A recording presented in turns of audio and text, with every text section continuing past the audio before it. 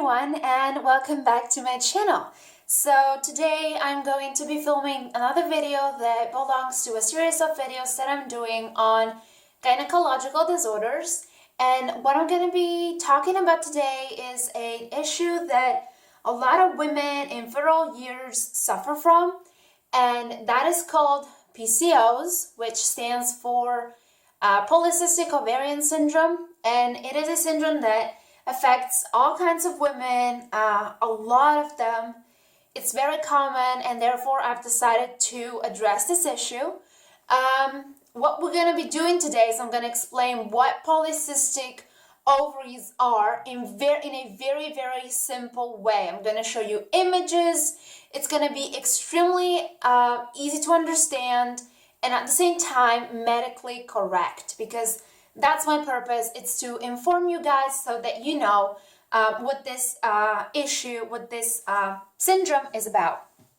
So the first thing that I want you to do is to go and watch my first video of the series, because understanding the menstrual cycle is extremely important when we address this issue, because we're going to be talking about follicular maturation, we're going to be talking about hormonal levels, and therefore you need to have a few things clear already in your mind before you actually watch this video. So if you haven't watched it, go watch the previous video, and then you can come back here and we can finish this awesome conversation.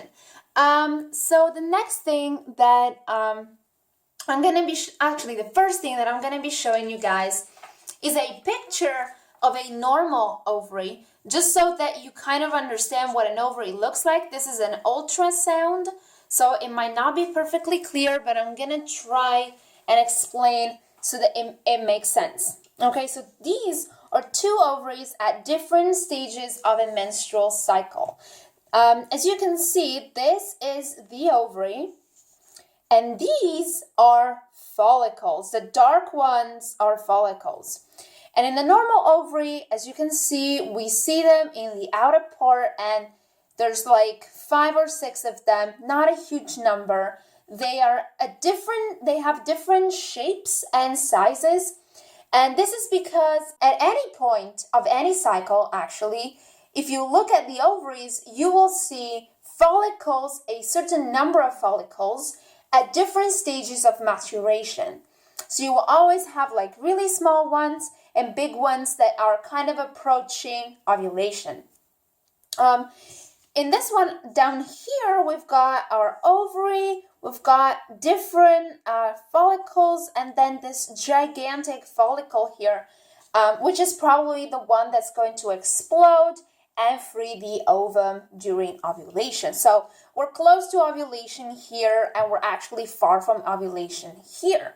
And this is what an ovary looks like. I mean, we have a certain amount of follicles with different stages of maturation, and like one big follicle towards ovulation.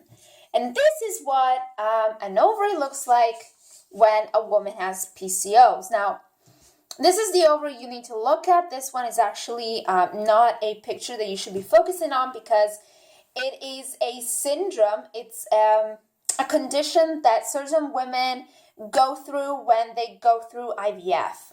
So it's not something everybody has, and it's very rare, and we're not going to address that at the moment.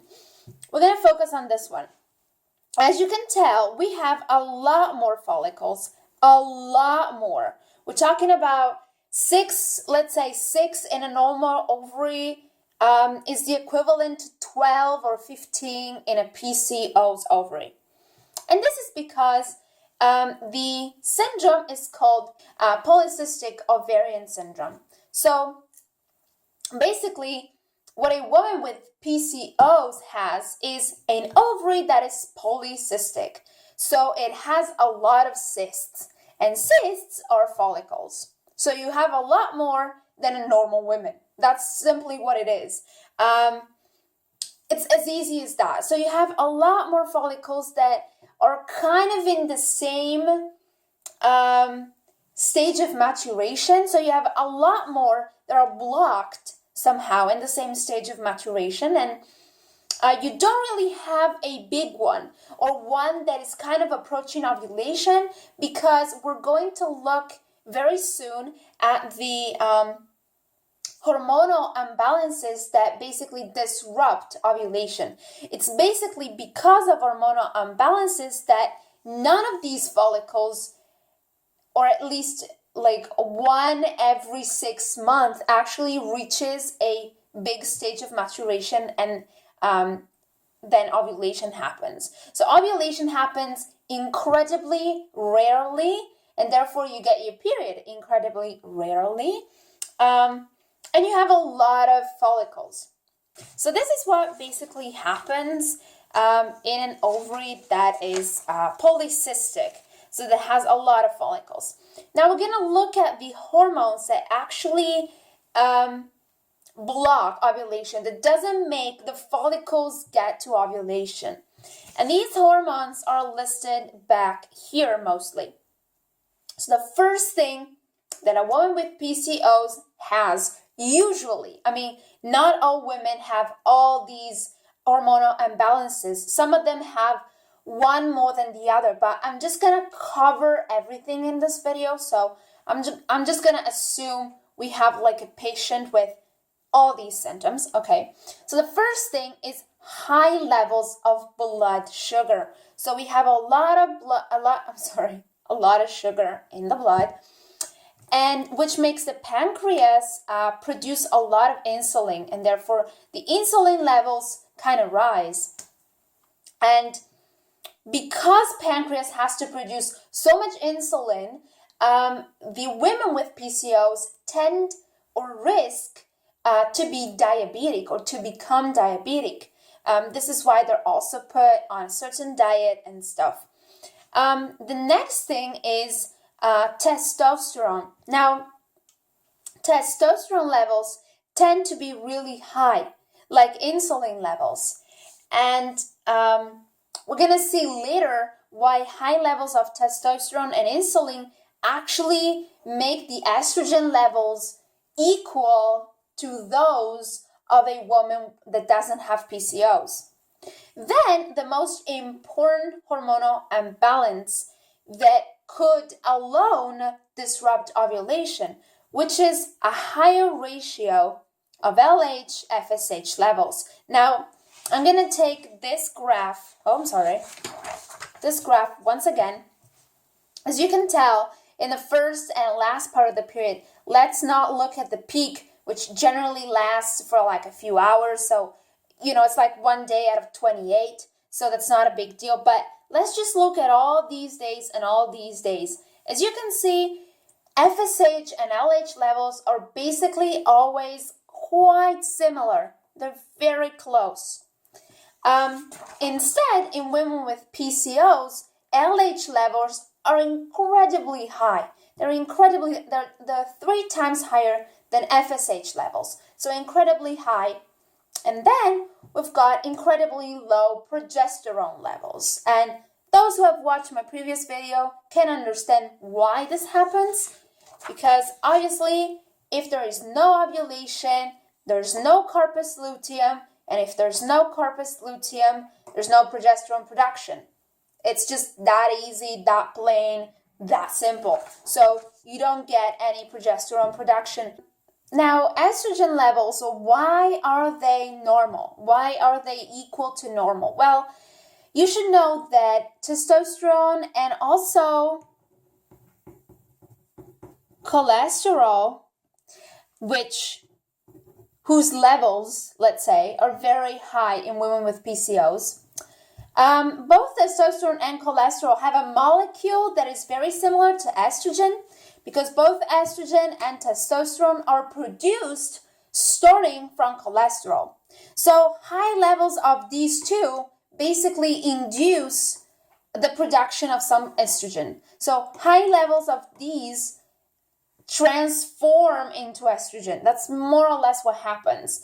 And also high levels of insulin make that happen, because there's lots of sugar and a lot of, let's say, biochemical reasons. But let's just say that estrogen levels are pretty much always the same. there's a chronic secretion of estrogen. And this is also why women with PCOS might get heavy periods when they actually get a period, because there's always estrogen going on. Estrogen levels are pretty much normal, like any other woman, but other women get their period once a month. Instead, women with PCOS actually get their period like once every 4 or 5 months, maybe a little more, maybe a little less. And so the endometrium, which we saw in the last video, which is basically nourished by estrogen, the endometrium grows because and thanks to estrogen. So all this phase, right? All this estrogen makes all the lining grow, right? The lining grows extensively. It grows a lot. And so they tend to have heavy periods, but that's not a rule. None of these are rules. Sometimes doctors use testosterone, they dose your testosterone, your progesterone, and most usually, I would say, the ratio of LH and FSH, because that's the most important thing. And that's the most peculiar thing about the disease and the syndrome. And this is actually what blocks ovulation. I hope you guys enjoyed this video. I hope you understood everything. I try to keep it simple. I don't know if I made any mistakes while I was talking, but I hope I didn't. And I really hope you enjoyed it. If you did it, give it a thumbs up. If you have any suggestions for future videos, please comment down below. I have one coming up on tracking your period, both regular and irregular. We're going to go through the 3 main ways to do that, and then maybe do something else on other gynecological disorders, such as endometriosis. So stay tuned, keep on watching, and love you guys. Bye!